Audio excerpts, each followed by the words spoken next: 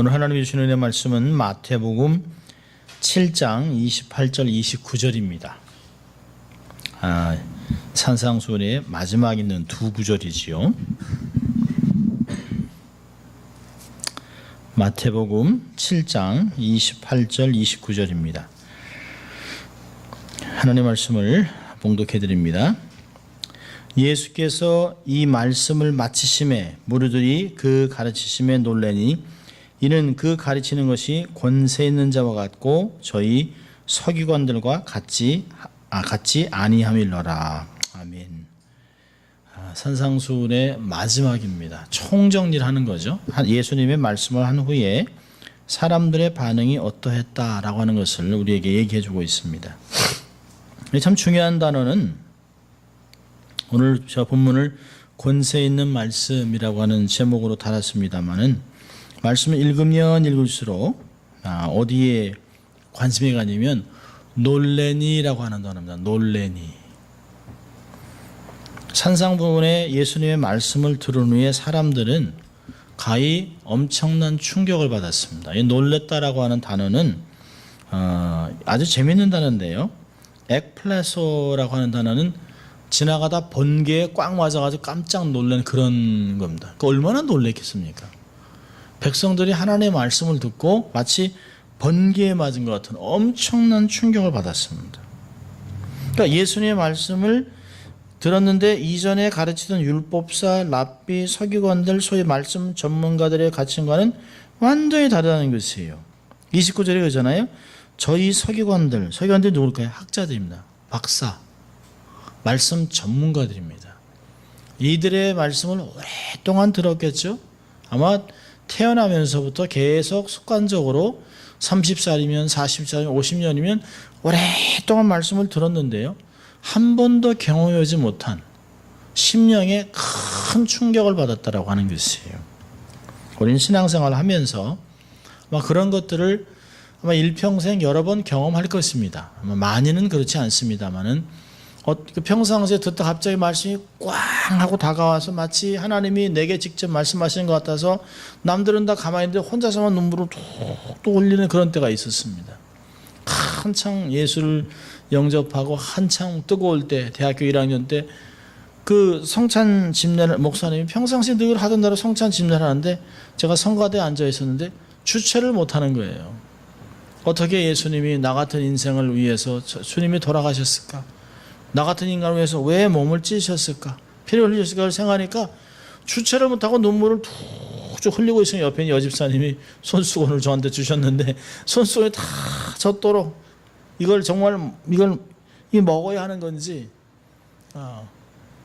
그러면서 이렇게 보면서 참 젊은 학생이 내가 다 민망하구만 이런 얘기를 했습니다. 그만큼 은혜가 됐었어요.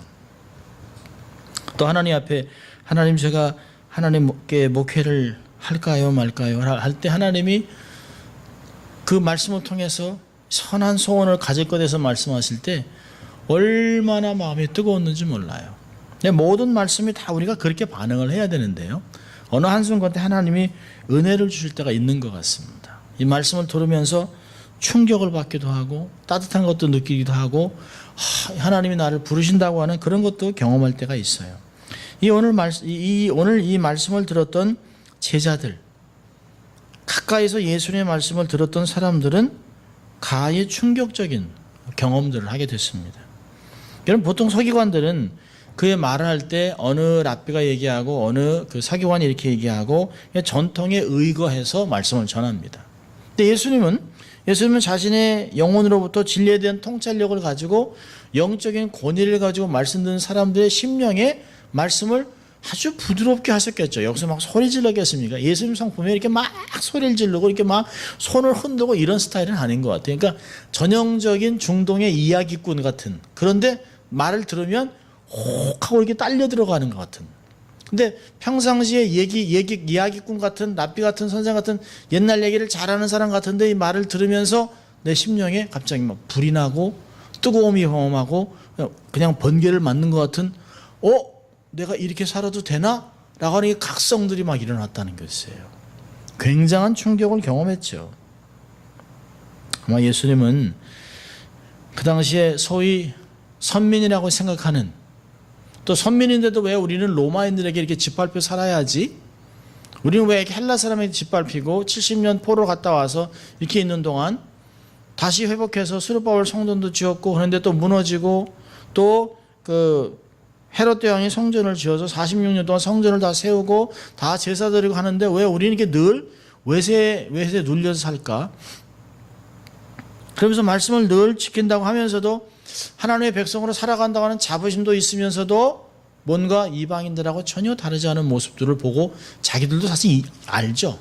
우리도 그렇잖아요. 신앙생활 하면서 내가 정말 100% 헌신한 성도인지, 내가 아직도 세상에 있는 것들을 이렇게 좀 맛보고 싶어하고 만져보고 싶어하고 경험하고 싶어하고 누리고 싶어하고 이런 마음들이 우리 안에 있다는 걸 우리는 알고 있습니다.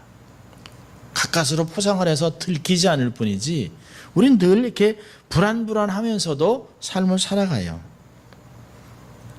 하나님을 섬긴다고 하면서 내가 주인이고 내 마음대로 또 나를 기쁘게 하려고 하는 것들을 알고 있는 이 우리 같은 사람들에게 예수님이 말씀을 전하는 것이죠.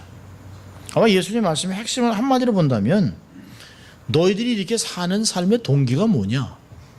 아마 주로 그런 것이에요. 이거 더 짧게 한다면 너의 삶의 주인은 누구냐?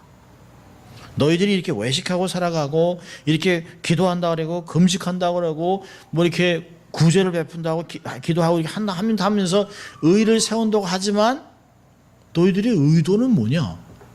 너희들이 도대체 너희들의 삶의 주인은 누구야? 라고 하는 것들을 들은 것입니다. 아마 말씀을 들으면서 5장, 6장, 7장을 들어오면서 이 시간 안에 사람들의 마음은 어땠을까요?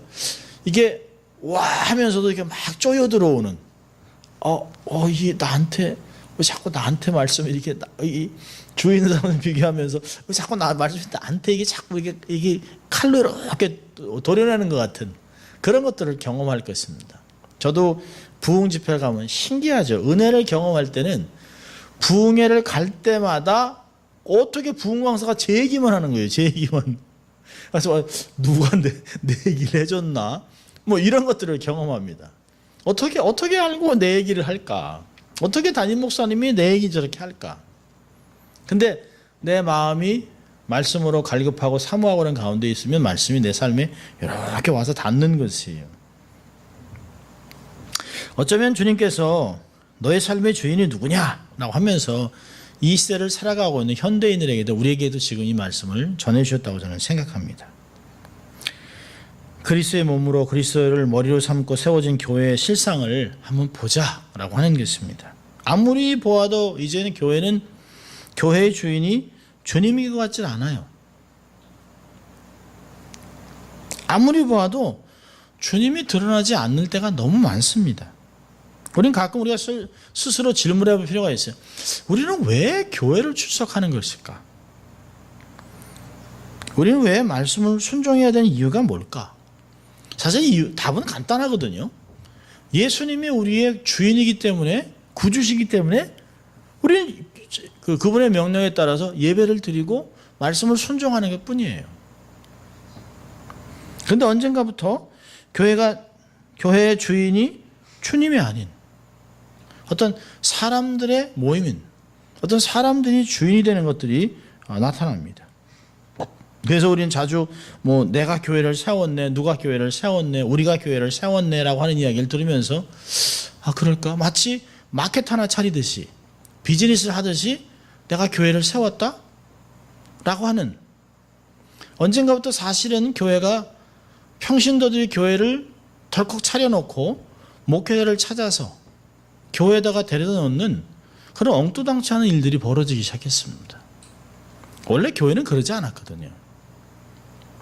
믿음이 있는 곳에 하나님의 사람들을 신학교나 교단에서 파송을 해요. 그 공동체를 먼저 검사를 하고 그들의 믿음의 상태가 어떤지 보고, 그리고 그들의 신앙이 어느 수준에 왔는가를 보고 가장 적합한 목회자를 보냈었습니다. 근데 어느 한순간부터 그게 무너졌어요. 그래서 마음대로 교회를 쪼개고 나가서 교회를 개척하고, 그리고 나서 사람들이 교회를 목회자를 청빙한다 그러면 수많은 레주메를 통해서 마치 직원 뽑듯이 목회자를 데려갔던 것을 보게 됩니다. 하나님의 뜻을 이루기보다는 교회의 뜻을 이루고 교회에 다니는 사람들과 사람의 뜻을 이루기 위해서 애를 쓰는 모습을 보여요. 어쩌면은 교회라고 하는 탈을 쓰고 있을 뿐이지 교회 같지 않은 교회가 참 많습니다. 이게 교회인가? 한인인가?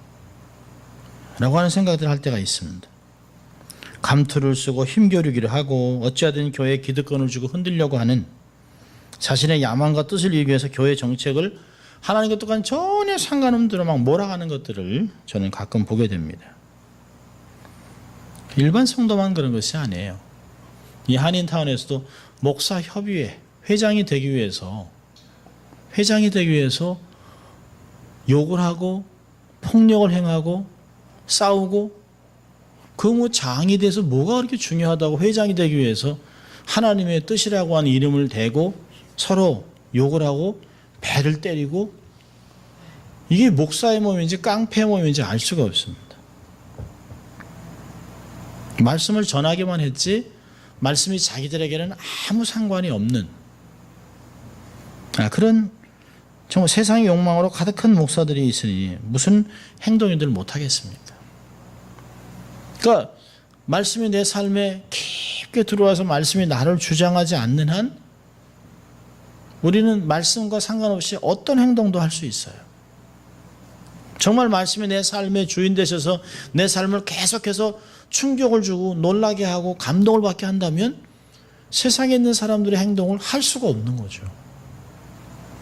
저는 스스로 말씀을 준비하면서 나는 주의 말씀이 얼마나 놀래고 있는가, 얼마나 감동을 받고 있는가. 하나님 정말 그런 것 같아요. 아멘 아멘. 눈물 흘렸던 때가 언제일까 하는 생각을 해봅니다. 말씀 읽으면서 맹숭 빨리 이 천장 읽어가지고 붙여야지. 그런 생각만 하면서 이게 확 읽으면서 마음에 마치 하나님이면 안 읽는 것보다 낫지. 꼭 그러시는 것 같아요. 이게 제 속마음을 주님께 이렇게 들킨 것 같아요. 아이고 이 말씀을 준비하다가. 그러니까 뭐 때문에 읽는가? 정말 안 읽는 것보다 낫죠. 근데 하나님 말씀을 통해서 내가 정말 내면이 놀라고 내면이 기경되고 감동되고 이렇게 은혜로 촉촉해지는 그런 삶을 살아야 되는데요. 그냥 몇 장 읽었다라고 하는 것으로 목사니까 남들보다 더 많이 읽어야지 의무감으로 읽는 때가 있었던 것 같아요.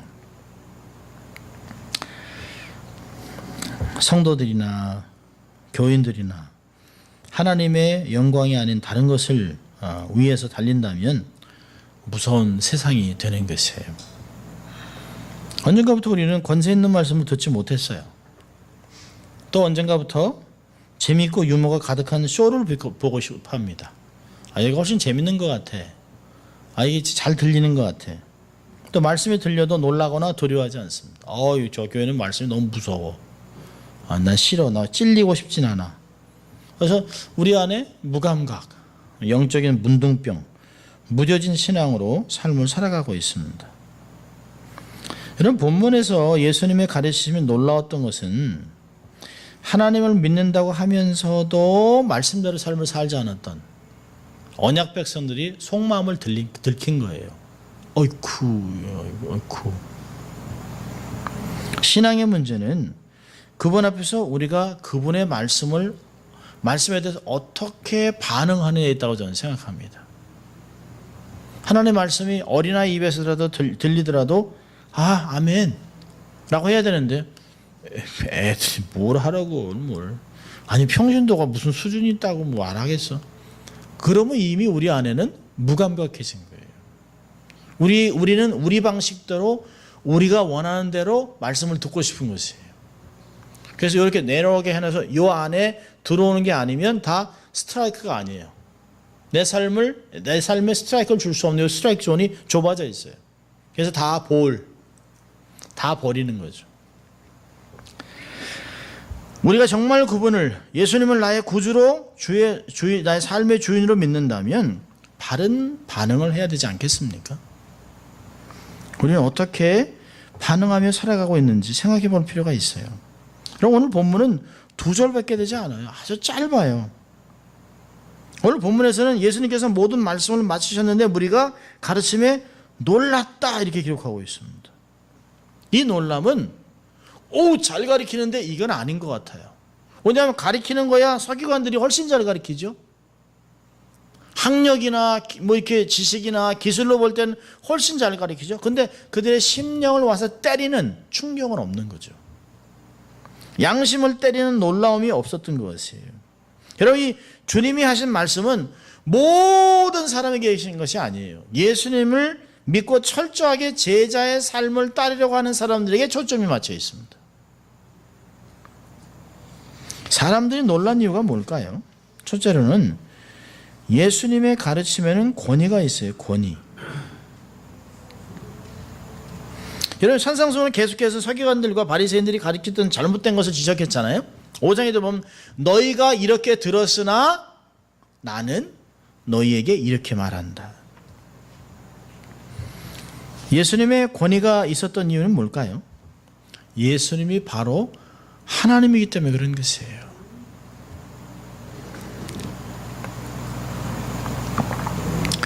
모세를 통해 주신 율법도 하나님이 주셨잖아요.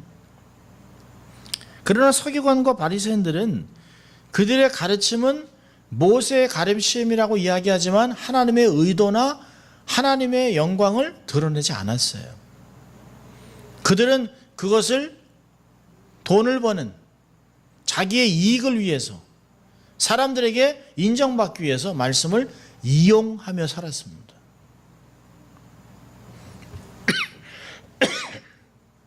우리의 말씀도 목회자들이 하나님의 부르심이 아닌 하나님의 영광과 하나님의 임재, 하나님을 두려워하는 가운데 말씀을 선포하지 아니하고 사람들의 귀를 즐겁게 하기 위한다면 그것은 이미 하나님의 말씀의 권위를 잃어버린 것이죠. 사람들을 의식하고 그들의 좋아하는 것, 싫어하는 것을 다 배제한 후에 한다면 재미는 있을지 몰라도 권위는 없는 것이죠. 그래서 사람의 삶 속에 변화가 없습니다. 조엘 오스틴이 새로운 책을 또 썼어요. Better Life, 더 나은 삶.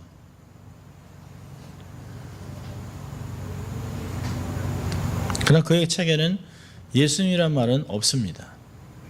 빌리 그레이엄도 번영신학은 신앙의 독이라고 얘기했습니다.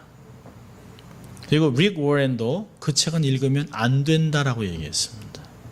존 파이퍼 목사님은 그는 목회자가 아니라고 얘기했습니다. 그의 가르침은 반쪽짜리 복음이 아니라 복음에 반대되는 것을 가르친다고 얘기했어요. 반복음적인 가르침. 내가 원한다고 잘 된다면 왜 예수님의 제자들은 다 순교를 했을까요? 내가 믿는다고 잘 된다고 했다면 왜 수많은 크리스천들이 이라크에서 순교를 당했을까요? 그들이 우리보다 기도 안 했을까요? 더 많이 했죠. 그건 반쪽짜리 복음이 아니에요. 반복음적인 것이에요. 하나님의 영광이 드러나지 않습니다. 왜 하나님의 영광을 위해 산다고 하면서 수천만 불, 수억 달러를 모아서 그들의 삶을 풍요하게 살아야 합니까? 어느 목회자도 어느 사도도 부유하게 살지 않았어요. 모든 사도들은 다 가난하게 힘들게 목숨 걸고 사역하다 죽었습니다. 여러분, 절대적인 진리는 타협하지 않아요. 절대적인 진리는 어떠한 모습이 있어도 권위가 있습니다. 예수님이 비록 다른 선생보다 젊다 하더라도, 예수님이 다른 사람들보다 가르침이 비약할지 몰라도, 말이 더 어눌할지도 몰라도 예수님 삶 전체에 있는 절대적인 진리는 절대적인 권위가 있습니다. 우리 목회자들이 놓쳐서는 안 되는 것이에요. 모든 성도들이 정말로 놓치지 말아야 할 것은 절대 진리가 내 삶에서 나를 살아가게 하는 힘이 되게 해야 되는 것이에요. 타협되지 않은 진리. 예수님 말씀은 심판 앞에서 영원한 생명을 얻는 말씀입니다. 근데 예수님 말씀에 권위가 있었던 것은 잘못된 질서를 바로잡고 하나님의 정의를 세우고자 하셨지만 더 깊은 것은 뭐죠? 사랑입니다. 사랑. 사람을 향한 사랑입니다. 바리새인 같이 서기관 같이 누구는 죄인, 창녀, 문둥병자, 장애인들, 이방인 이렇게 막 층을 가리고 사람을 갈라내면서 사람을 개돼지 취급하지 않았어요. 예수님은 누구도 사랑하는 마음이 있었습니다. 절대적인 진리가 사랑으로 표현될 때 사람들은 거기에 그 권위에 엄청난 변화를 경험하는 반응을 하는 것이죠.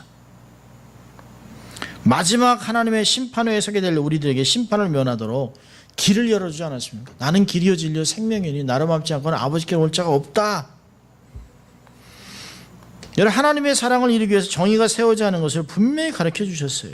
예수의 말씀의 결론은 사랑입니다. 사랑. 요한복음 13장 1절에서는 이야기합니다. 6월절 전에 예수께서 자기가 세상을 떠나 아버지께로 돌아가실 때가 이른 줄 아시고 세상에 있는 자기 사람들을 사랑하시되 끝까지 사랑하시니라. 오늘 예수님의 말씀을 듣고 제자들이 놀란 가장 기본적인 것은 자신들의 삶의 가치관의 변화를 경험하는 거죠. 이게 아니네. 이렇게 살아도 되는 게 아니구만. 근본적인 건 이게 아니네. 겉으로 나타나는 거, 이게 내가 안에가 안 바뀌고 내가 속이 안 바뀌는데 내 마음이 안 바뀌는데 겉에 이거 아무것도 아니구나. 이 껍데기구나. 우리의 신앙생활이 껍데기였네. 라고 하는 것들을 발견했다는 거예요. 그래서 생각이 바뀌는 거죠. 가치 기준이. 기존의 가치를 뒤집어 놓았다는 것이에요. 그 예수님이 가르치신 권위가 거기 있었습니다.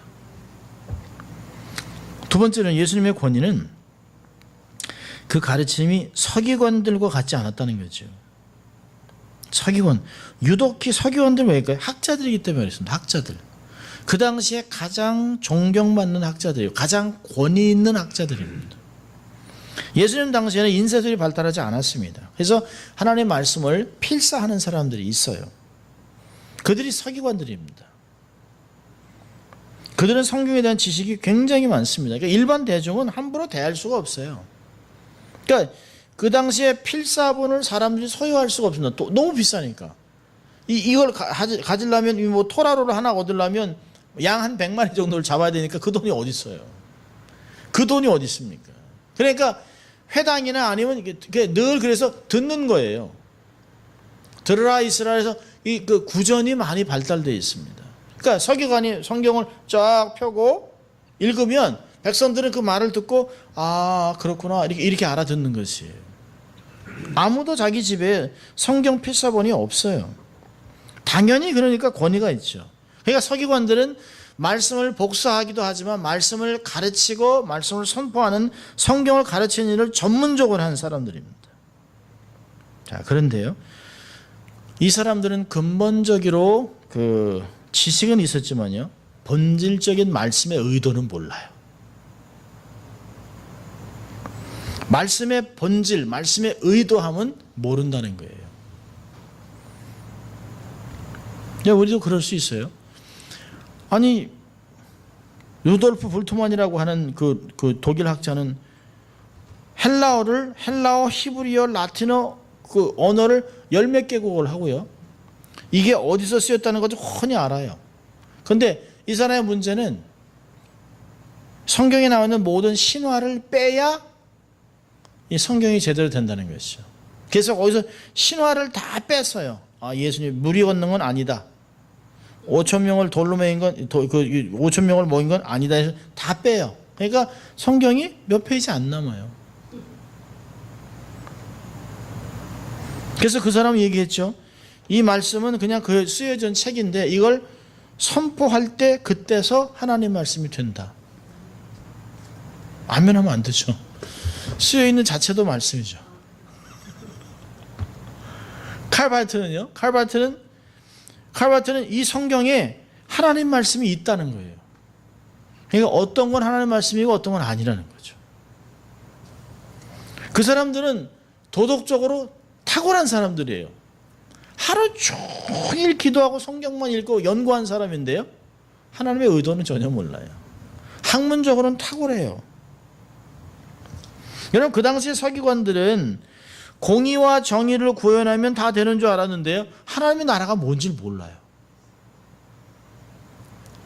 이 나라에 임하는 하나님의 나라가 뭔지를 몰라요. 약자를 보호하기 위해서 법이 필요하다는 걸 알았지만 그들을 사랑하는 것이 어떤 것인지는 몰라요. 이웃을 사랑하고 원수를 미워하면 공의로운 사회가 될 줄 알았지만 인간의 기준과 능력으로는 안 된다는 걸 몰랐어요. 원수를 사랑하지 않으면 우리가 받은 사랑이 원수도 사랑하신 하나님의 사랑인 것을 알 수가 없죠. 그들은 기도하면 다 된다고 믿었어요. 그렇지만 하나님의 뜻을 벗어난 기도는 아무 가치가 없다는 걸 그들은 몰랐습니다. 그래서 중언부언하고 또 하고 또 하고 했던 걸 반복하면서 이게 오랜 세월이 지나면 주님이 기도를 응답하실 것을 알았어요. 근데 주님은 그게 아니라는 거예요. 너희들은 이렇게 중언부언할 필요 없다. 하나님과 관계 속에서만 기도하면 다 응답하신다. 주의 뜻대로 하면 응답된다 말을 하신 것이에요. 기도를 많이 하면, 오래 하면 하나님과 가까워지라고 생각했지만 인격적인 만남을 만나지 않는다면 우리의 기도와 경고는 아무 관계가 없다는 걸 그들은 몰랐습니다. 그러니까 이런 것들을 가르치니까 예수님의 말씀을 듣고 서기관들과의 가르침은 근본적으로 다르네, 이렇게 느낀 것이에요. 이 말씀을 가르침을 받고요, 8장으로 가면 8장 1절에요. 예수께서 산에서 내려오시니 허다한 무리가 쫓으니라. 굉장히 많은 사람이 놀라고 말씀 앞에 아마 기대도 있고 호기심도 있으면서 굉장히 많은 사람이 쫓아다니는 것일 거예요. 예수님의 가르침은 뭔가 다른 것이 있어요. 전통에 젖어있던 사람들과는 다릅니다. 도전되었습니다. 그러니까 하나님을 믿고 따른다는 것이 무엇인지 근본적으로 다시 배우기 시작한 것이에요. 말씀을 듣기 전에는 아무렇지도 않게 넘어갔던 있었던 것이 이제는 그럴 수 없다라고 생각합니다. 행동의 문제가 아니라 내 내면의 문제가 되는구나.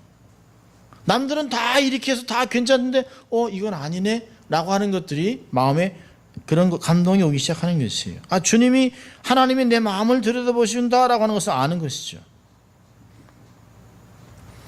사실 하나님에 대한 사랑은 죄에 대한 준엄함이 느껴질 때 비로소 알아지는 것이에요.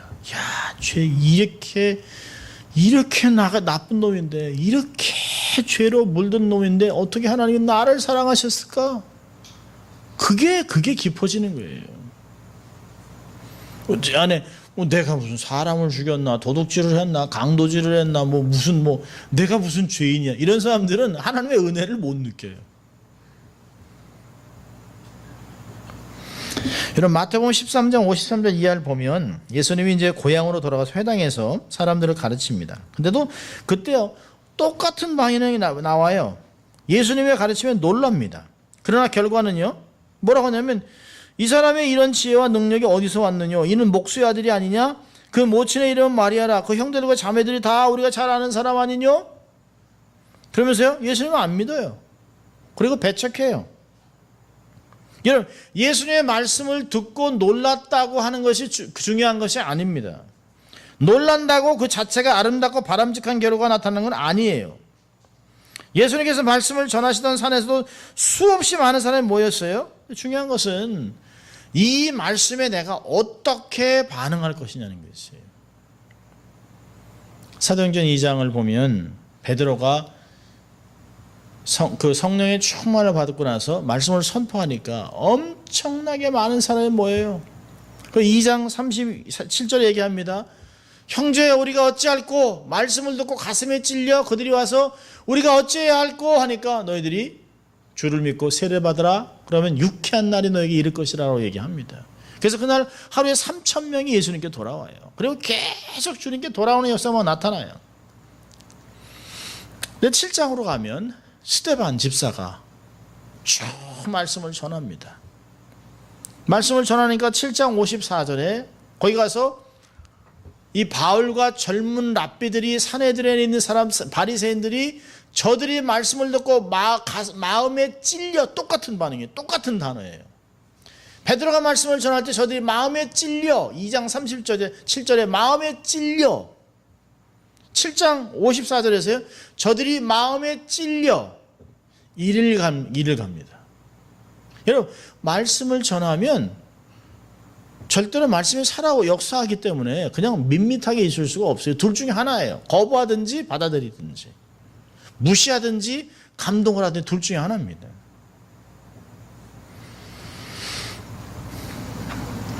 요한복음 6장 66절에서도 주님의 말씀을 들었던 사람들의 반응이 나와요. 그때부터 그의 제자 중에서 많은 사람이 떠나가고 다시 그와 함께 다니지 아니하더라. 우리가 예수님의 곁을 떠나는 것을 보면서 예수님 12제자들이 합니다. 너희들도 가려느냐? 그때 시몬 베드로가 나와서 얘기하죠. 주여, 영생의 말씀이 주께 있사오니 우리가 누구에로 가겠습니까? 우리가 주는 하나님의 거룩하신 자를 믿고 알았습니다. 거기서 무리와 제자들의 차이가 나는 것이에요. 독일의 신학자인 디디 본헤프는 그 책에 나를 따르라 라고 하는 책에서 이렇게 말했습니다. 다른 이들의 죄를 눈 감아주는 무딘 마음만큼 잔인한 행위는 없다. 또한 죄의 길에서 돌이키라고 형제를 부르는 준엄한 꾸지람 만큼 구밀한 행동도 없다. 그냥 그 당시에요. 히틀러와 함께 타협하고 말씀을 꺾고 현실에 안주려 했던 그 독일 교회에게 아주 비장한 각오로 말씀을 전했습니다. 삶이 무엇인지, 제자로 살아가는 삶이 무엇인지 그는 지적한 사람입니다. 그리스도를 따른다는 진정한 의미가 무엇인지, 때로는 목숨을 내놓고 말씀에 순종해야 된다라고 하는 것을 그는 얘기했습니다. 죄에 대한 준엄한 꾸짖음 없이 어떻게 말씀 앞에 처절하게 반응할 수 있을까?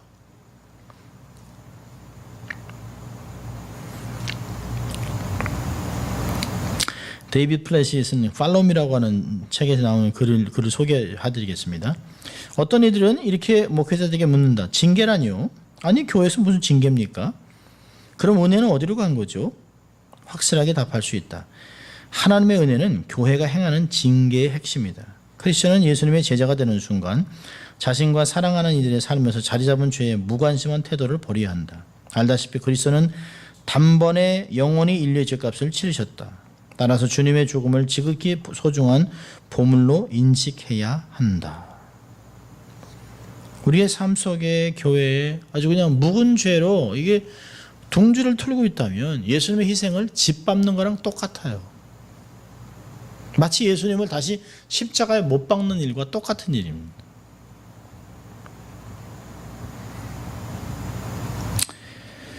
저는 한국의 이 안전 불감증을 보면서 참으로 참담합니다. 참담해. 사실 오래되지도 않았죠. 2013년이니까 그 충청남도 태안군 그 안연읍에서 운영된 시설 그 사설 해병대 캠프에서 공주 사대부고 학생 5명이 파도에 실려가 사망됐습니다. 그건 벌써 1999년에 또 그런 데서 또 불타가지고 막 아이들이 유치원생들이 19명 죽고 선생이 4명 죽고 이런 사건의 그냥 또 다른 버전이에요. 태안 참사는요, 거기 있는 주민들이 여기서는 수영하면 안 돼요, 위험한 곳에 하면 안 돼요라고 했는데요, 말을 안 들은 거예요. 수영 금지 구역이라고 얘기를 했는데도 캠프를 감행했습니다. 안전 수칙 하나도 안 지키고요. 그러다가 5명이 죽었습니다. 그런데요, 문제는 아직도 계속해서 거기서 진행되고 있다는 거예요.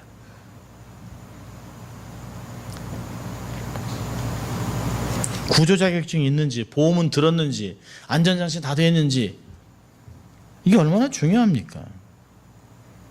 여러분, 구제가 목적이 아니라 생명이 존귀하기 때문에 그런 거 아닙니까? 그리고서 1년이 딱 안 돼서 세월호 참사로 295명이 죽지 않았습니까? 기가 막혀서 말이 안 나와요. 안전 불감증, 망각의 민족이에요. 대한민국 사람들은 망각의 민족.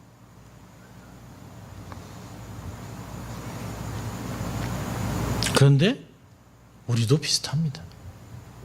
그러면 안 되는데, 말씀을 듣고 그렇게 반응하면 안 되는데, 그렇게 해서 두들겨 맞았어도 어려워서도 그걸 잊어버리고 살아요. 언제 그러냐는 듯이 또 그런 일이 오겠느냐는 식으로 그리고 살아가요.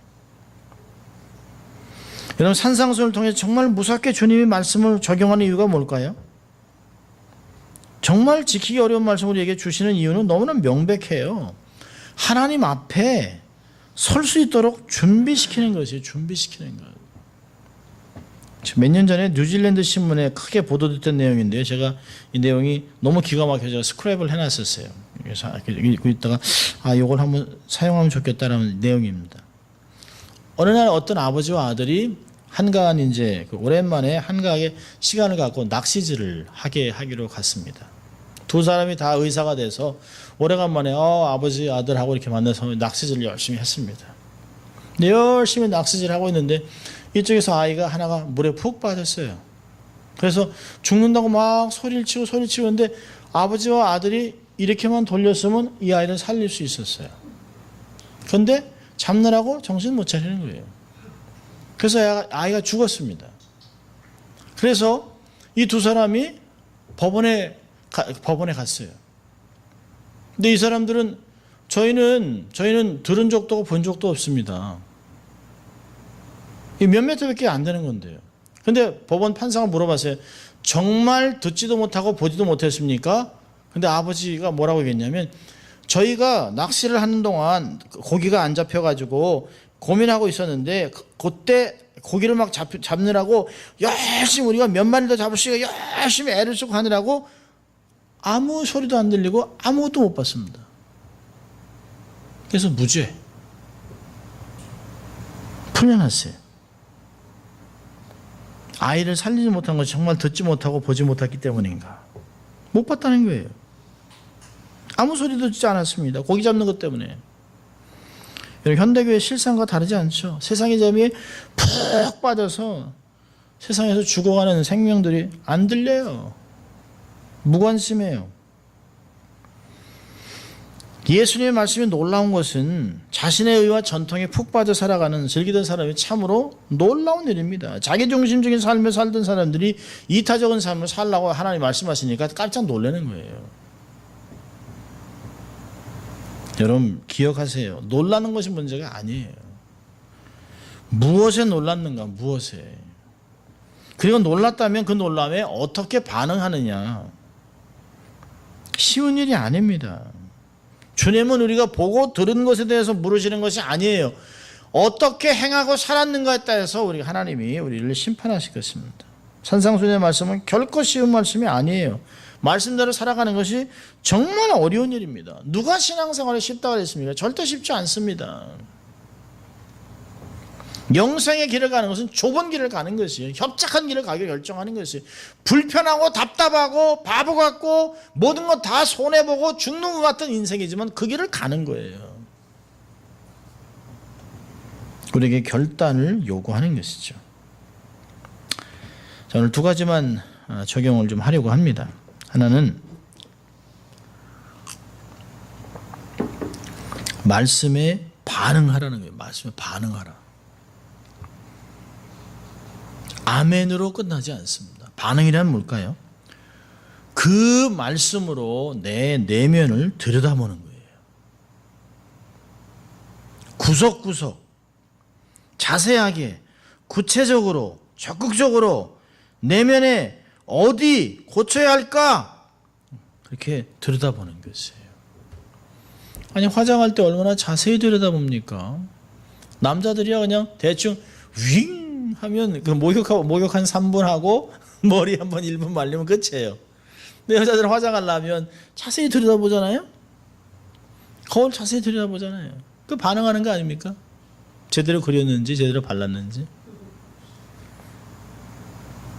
아멘이라는 게 뭐예요? 네, 맞습니다. 그 말씀이 내 삶에서 그렇게 되기를 원합니다. 그렇게 살겠습니다. 라고 하는 거 아니에요.